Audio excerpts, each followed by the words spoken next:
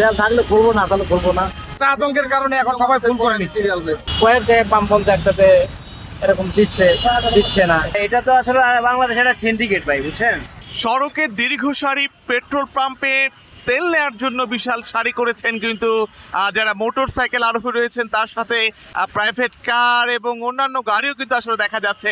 বিশ্বব্যাপী তেলের যে সংকটের একটি কথা বলা হচ্ছে, আসলে ইরান এবং ইসরায়েল এবং যে যুদ্ধর কথা রয়েছে, সে বিশ্বযুদ্ধের আগ মুহূর্তে তেলের যে অবস্থা আসলে দেখতে পাচ্ছেন। এই পুরো আমি রয়েছি ইস্কার্টন এখানটায়, সেখানে আসলে দেখতে পাচ্ছেন কেন এত ভিড়, আসলে কি জন্য দাঁড়াইছে না।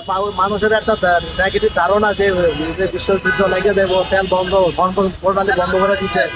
হ্যাঁ, তেল বন্ধ করে দিছে। তেল বাংলাদেশে না থাকে, এক মাস না থাকলে ভূমিকা চালাইবো কেন? এবং মাঝে উন্নয়ন নিয়ে তেল পরে নিয়ে আবার স্টক করে, আবার আসে এসে আবার তেল দেওয়ার জন্য আসে। কয়টার দিকে আসছেন, কি অবস্থা এখন? আমি আইছি 12:30 সময়, অনেক আইছি 1টা বাজে। এখনো কতক্ষণ লাগবে ঠিক ঠিকানা নেই। নামাজে পৌঁছালে করবো না, নামাজের পরে হয়তো করতে পারে। তেল থাকলে করবো না, তাহলে করবো না। যার প্রয়োজন এ হয়েছে, যার মনে করেন ট্যাঙ্কি অর্ধেক ফিল আপ আছে, এ হয়েছে ফুল ফিল আপ করছে। কিল্লি গাইছে এই যে মনে করেন যুদ্ধ লাগছে, তেলের দাম বেড়ে যাবো গা। মনে করেন যে 80 টাকার থেকে 130 টাকা হয়েছে, তখনও তেল নিয়ে আমরা চলতে পারছি। আর এখন মনে করেন 120 টাকা দিয়ে নিলে আর 150 টাকা হইলো, চলতে পারবো। কিন্তু উতাসে মনে করেন দেন না জ্যাম। সকালবেলায় একবার ঘুরে গেছি জ্যাম দেখা, এখন এসে এখন একই অবস্থা জ্যাম। নামাজ বুঝছে, নামাজ জন্য বিরতি, নামাজ তুই মনে করেন গাড়ি দিয়ে খারাই আছে মানুষ। কয় ঘন্টা হইলো? হ্যাঁ, কেন আসছেন কেন আসলে এখন? তেল নেওয়ার কি আসলে আপনার তেল শেষ? না, আমার তেল শেষ, অ্যাকচুয়ালি তেল শেষ। আমি ঢাকা কলেজে বন্ধ ছিল, নীলক্ষেতের মোড়ে যে দিকটা ছিল ওই দিকটাও বন্ধ ছিল, এই জন্য এখানে আসি। বংশগত অভ্যাস। বাংলাদেশের একটা কালচার হয়েছে যে আমি একটা জিনিস খাই, ওটার প্রতি মানুষের আগ্রহ বেশি জন্মে। তেল যেমন মনে করছে যে সারা বাংলাদেশে তেলের সংকটের যখন সংবাদ মাধ্যমে জানতে পারছে, তখন মানুষের মাথায় আর কি বুদ্ধিশুদ্ধি নাই। যার প্রয়োজন ইমার্জেন্সি সেও দাঁড়াইছে, যার প্রয়োজন নাই সেও দাঁড়াইছে। এটা হচ্ছে যে আমাদের কালচার। আপনি ওই যে একটা বাঙালি একটা কথা আছে না, যদি মাংনা দেয় আলকা তো লুঙ্গিত লেবো, এরকম অবস্থা হয়ে গেছে। কতক্ষণ ধরে দাঁড়িয়ে আছেন?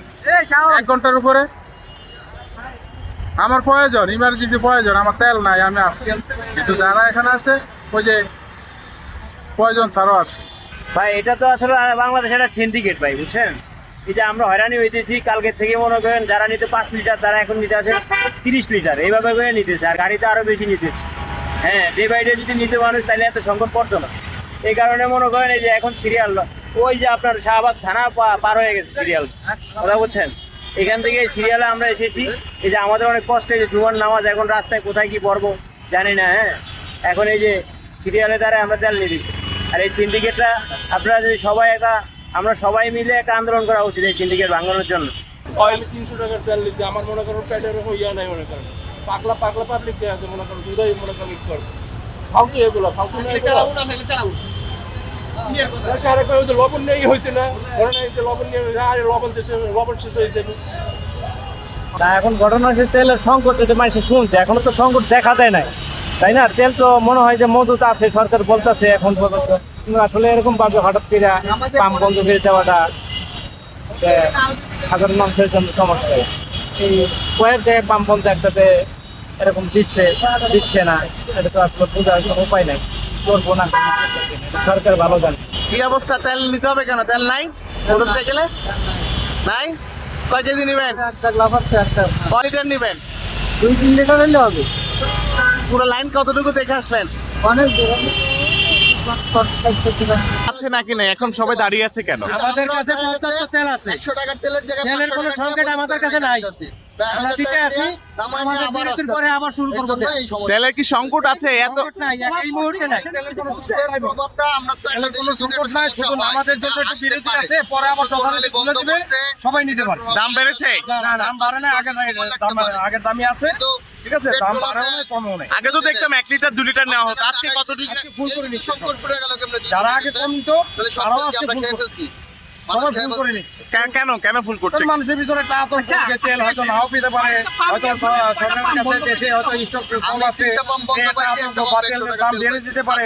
এটা একটা আতঙ্কের কারণে এখন সবাই ফুল করে নিচ্ছে।